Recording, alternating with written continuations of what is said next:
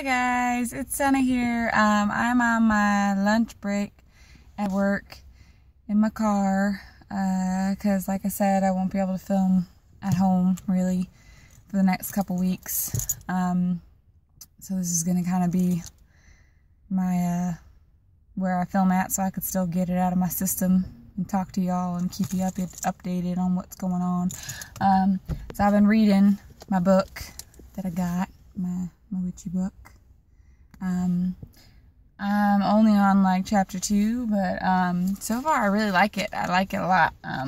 I'll definitely do a full book review when I'm done, and I have pages bookmarked already that I want to go over that really kind of explain the basics of Wicca and what it is, and in better words than I could come up with. So I kind of want to take from the book and read to you, shorten it up a bit, but read to you basically what it said, because it's what I believe. I just can't put it into words very well, and the book explained it pretty damn perfectly. So I wanted to make a video today about something that I'm kind of going through right now, which is coming out of the broom closet. That's what they call it, when you basically come out and tell your friends and your family and everybody that you're a witch or you're a Wiccan. It's very similar to coming out as gay. It really is. Like, some people, maybe gay people, would feel that that's not an accurate description, but being bisexual myself, and having to deal with that already, coming out like that already, and then coming out like this, it is a very similar experience. You have family, especially if you're like me and you have family, very close family that lives with you, who are very, very, very, very Christian, very old school Christian, and they are not okay with it at all. And my friends know, like my closest friends know, and even the ones that don't, when I have told them, they're just like, oh, okay, cool, what is that? And I kind of explain it, and they're like, oh, okay, whatever. So, nobody really cares. Nobody that I know really cares. It's the family that is an issue. I did kind of mention it to my mom, and, she knew that I looked into it in high school and stuff, so she didn't really say anything negative or was like, oh, awesome, it was just kind of like normal conversation, when it was brought up, which is good. That's a good sign. That means she really don't care.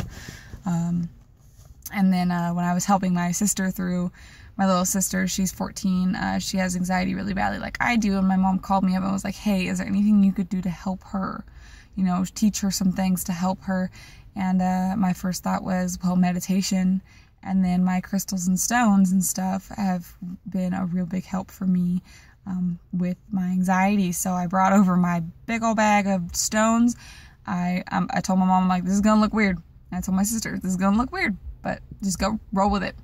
And I dropped them all on the floor, and I told her, pick one.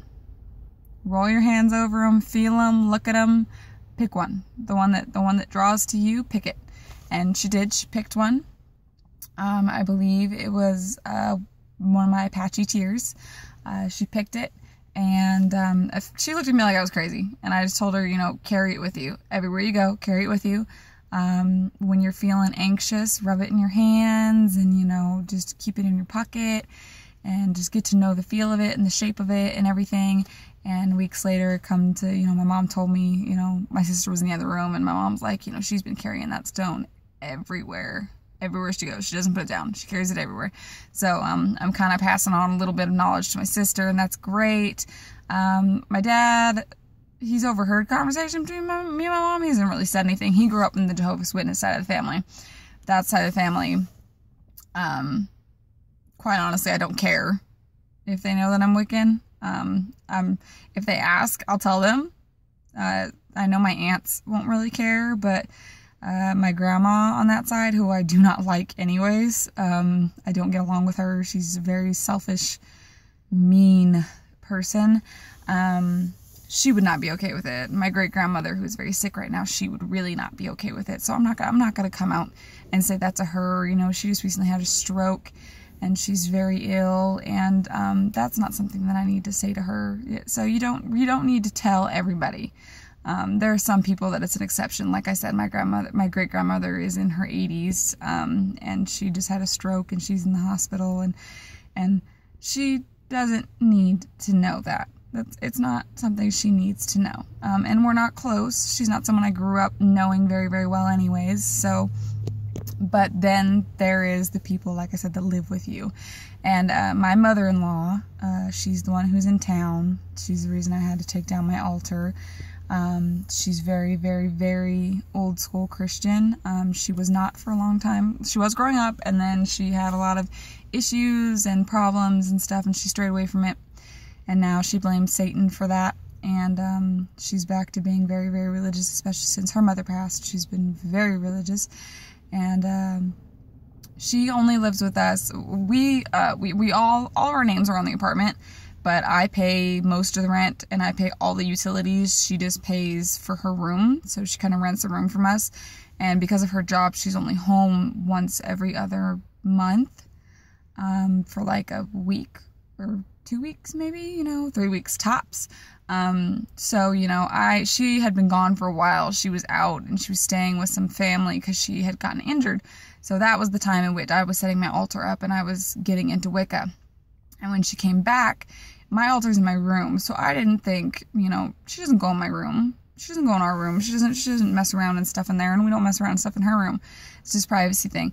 Well, the apartment complex had a random inspection of our fire alarms. They had the firemen come in and check our fire alarms, and she was the only one home. And she had to go into our room, and she saw my altar. So I got home from work that day, and she sat me down, and I immediately knew something was wrong, and she told me that she saw it, and that she had a roommate before that was into it, and that her mother told her witches don't go to heaven, and that it's witchcraft and it's of the devil, and she can't live in a house, that she can't live under the same roof with someone who's doing that. And I tried to explain to her that you know, that I'm not practicing magic. I'm just meditating and praying. I'm just lighting candles and sitting there. That's all I'm doing right now. And she's like, well, it's still the work of Satan. It's still the work of the devil. It's still witchcraft. So you're still not going to go to heaven. You're going to go to hell if you keep down this path. And I'm like, I don't believe in hell. And I tried to explain to her what I believe, you know, and I told her I do believe in a God. It's just not the same God as you. It's not the same judgmental, you know, kind of God as you. I didn't say it in these words. I was a lot more calm and nice about it. But she upset me, and this was when I was going through my anxiety, I had a breakdown, and, you know, she told me she can't live under the same roof with that. And our apartment, our lease was up, and we were a week away from needing to renew it. And right now, I'm the only one working, and without her name on that lease, we would not qualify for the apartment. So I freaked out. You know, she basically told me, you know, she's like, I'm not telling you to stop. If this is who you are, you know, do what you do. You know, I love you and everything, but I can't live here with that. And I'm thinking, where are we gonna go if she leaves? We have no one else. And we won't qualify for this apartment with just me and my income. We won't qualify for it. I could probably afford it, but we wouldn't qualify because they would say that they add up, you know, expenses and stuff of all other things, and they say that you can't afford it. So I got really upset. I had a breakdown. I started hysterically crying. I went in my room and I tore my altar down. I threw everything in a box, threw everything in there, took everything down, and I was walking to the dumpster to go throw it away. I threw away some crafts I had done. I was so upset because it was basically be homeless or, you know, keep my religion and be homeless, or give up my religion. And it was a very upsetting thing for me. It was very hard, and I couldn't believe that she did that. I could not believe that she would do that. And then afterwards, you know, I sat outside for a while crying. I just sat under a tree and I was crying. I couldn't be in that house with her. And I came back upstairs and she came in. I was taking my pallets down, how I said my my things on pallets. I was taking them down, and she comes in and she goes, no, stop. You know, you can leave it up. I don't believe in it, and I'm going to pray for you, and I'm still going to hope, you know, that you do the right thing or whatever, but, you know, you don't have to take it down right now. But if you go into this and you do start doing witchcraft, let me know. I need to know, and don't lie to me. And, so I didn't put it back up right then. I waited a while until she was gone, and I finally decided to put it back up, and it helps me so much more when it's back up. When it's up, I'm more in a calm place. My anxiety is down. I don't even have anxiety attacks because I'm doing my meditation every day, and it's just, I'm in such a much better place when I have my altar to go to. And then so now she's back, and I folded it away, and I put it away. I left my candles out and stuff for my meditation, but I folded it and put it away. And so for me, basically, I'm just not gonna do witchy stuff while she's home. But she wants to buy a house, and she wants us to come with her. And now I'm facing the thing of, okay, I'm gonna have to tell her, look, I'm still Wiccan. I'm still Wiccan. Whether I have my altar up or not, I'm still Wiccan. And if you can't live with that, then we can't move with you. And so it becomes a very big dilemma. It is a huge thing to have to tell other people. Thankfully, my husband has been very supportive. He kind of doesn't understand it, and he finds it boring when I talk about it. And I'm like, well, are you against it? He's like, no, it's just boring. I don't want to hear about it. And I'm like, okay. He's Christian. Loosely. He doesn't go to church or anything or read the Bible, and he thinks some of it is BS, but he's basically believes in God and heaven.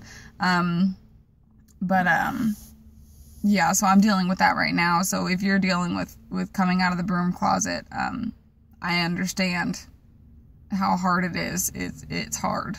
It's very hard. And I'm still doing it. I'm still in the process of slowly doing it. I'm not one to just post on Facebook and be like, hey, everybody, I'm a witch. You know, at once. I'd rather do it slowly, person by person. Some people need to know, some people don't need to know. Some of my coworkers know that I'm pagan. I didn't use the word Wiccan. I used the word pagan, and I explained to them what I believe in, you know, because it was around Christmas and I was talking about Yule. You know, there was a little bit of gossip about that. Now everybody thinks I'm a witch, and it's kind of funny to me. I'm all sweating. It's hot up in here, and I don't have my windows down because I didn't want everybody to hear me and think I'm crazy talking to myself in the car. And I can't have my car on because my car's really loud, and you're just like raw, and you won't be able to hear me. But yeah, so coming out of the broom closet is something that you really need to take your time with. You don't need to do it right away. You can if you want to. But just know and be prepared that some people are not going to accept it. Not going to accept it. Sorry, I just got a call. I had to like ignore it or whatever. Some people aren't going to accept it. They're not going to. And some people will, and some people will surprise you. So just take your time with it and make sure that this is really your path before you fully come out of the broom closet to everybody, because, you know, they're going to see you differently afterwards. So you don't want to do this and then a couple months down the road be like, well, you know, that was a great experience, but this isn't really for me. Well, you already gone and told everybody you're a witch, and they're going to see you differently. So I would take your time with it and really think about it and really think about who you're telling. I'm not saying stay in the broom closet in any way. You know, it's great to let people know who you really are. It's important for people close to you to know who you really are. But your extended family doesn't necessarily need to know. Your second and third cousin on your mom's side, twice removed, don't need to know that you're a witch. And like I said, like my great-grandmother is sick and ill, and I don't, you know, and she's very Jehovah's Witness, and I'm not going to go in there and tell her, hey, I'm a witch. And then she happens to pass away not long from now. You know, she's going towards the end of her life, and she's had a long life, a long, wonderful life filled with a lot of lovely family, and I'm not going to ruin that for her. that feels selfish to me, for me to just go and put that on her. So I'm not going to.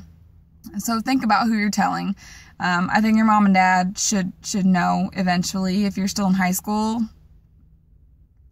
you need to think about that a little bit more, because they're going to think it's going to phase. Like when I did it, my parents were just like, oh, whatever, you know. They just, you know, I was obsessed with everything from witches to vampires to everything in high school, everything dark and anything that was against what my parents wanted. But they were really chill. They didn't really care what I did in high school. I was very purple hair and black eyeliner in high school too. So my parents were really chill with it. But you know, your parents might not be. And if they aren't, then wait. You know, if your parents are extremely Christian and you're 15 years old, I'm not saying hide things from them, but I'm saying don't go and get yourself kicked out of your house. Because, you know, you never know. So you really need to kind of bring it up slowly, you know, and maybe like a little bit here and there, and watch a movie or two or a book or two and kind of point it out and be like, hey, have you ever heard of that before? Or, you know, just bring it up slowly. Don't just be like, hey, ma, dad, I'm a witch. Because if they're extremely religious, like some people are, people have bad reactions. It's very similar to coming out as gay. Very is. People will overreact, and I've known people to get kicked out of their house for it. So, just be cautious with who you're telling, and really just tell only the people that you really feel that need to know. The people that are close to you, the people that matter. Other people out there, you know, it don't matter if they know. It don't matter. I don't know all my friends' religions. I have no idea. I have some of my closest friends. I have no idea what religion they are. But if the topic comes up, you know, bring it up. Hey, you know, I've been looking into this, and this is what I think I am, or this is what I am, you know.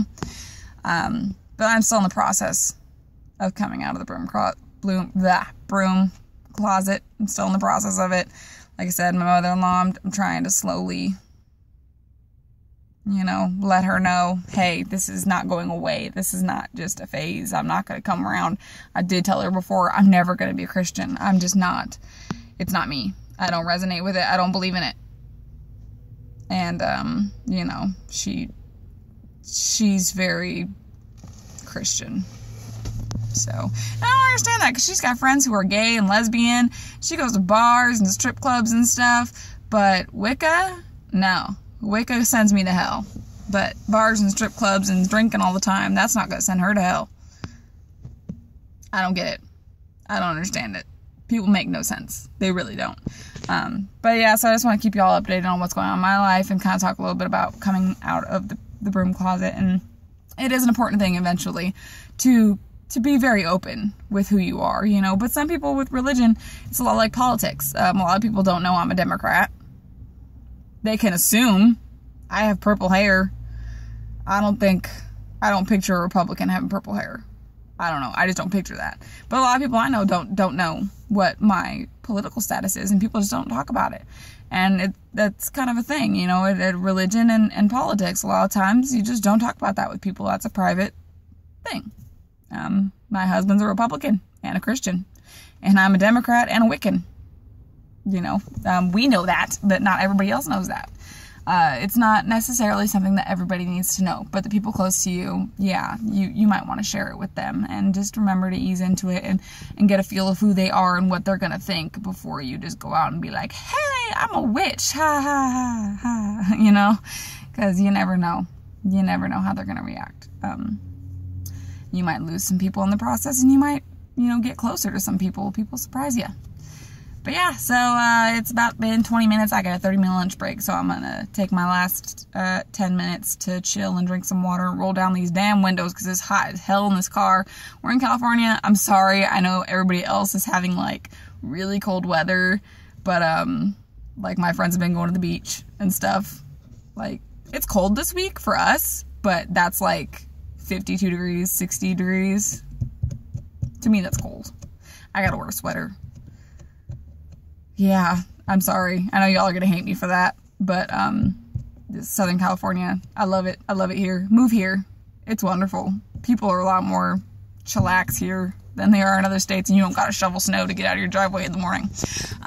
But yeah, so my next video I'll probably film tomorrow, again, my lunch break. I'll probably go delve more into my book that I'm reading, because I'm reading it on my breaks at work, and I'm reading it at home in bed, when I'm not rewatching my own videos, because staring at my own face on YouTube is strangely interesting to me. Yeah, so I'll see y'all tomorrow. Thanks for watching my videos. My first video has almost 100 views now, and I'm like, that's like awesome. 100 people have watched my video. Almost 100 people. That's crazy and awesome. And I thank every single one of you. Especially thank the ones of you that have taken time to actually comment on my videos. You're awesome. Please keep commenting and keeping in touch, because it's awesome to meet people online, and it's awesome to know that people are watching my videos and resonating with me. I'd like to resonate with you too. If you have a channel and you have videos, let me know. Hook me up. I'll watch. I'll subscribe. I'm down for it. So y'all have a good day, and I will see you tomorrow. Blessed be. Bye.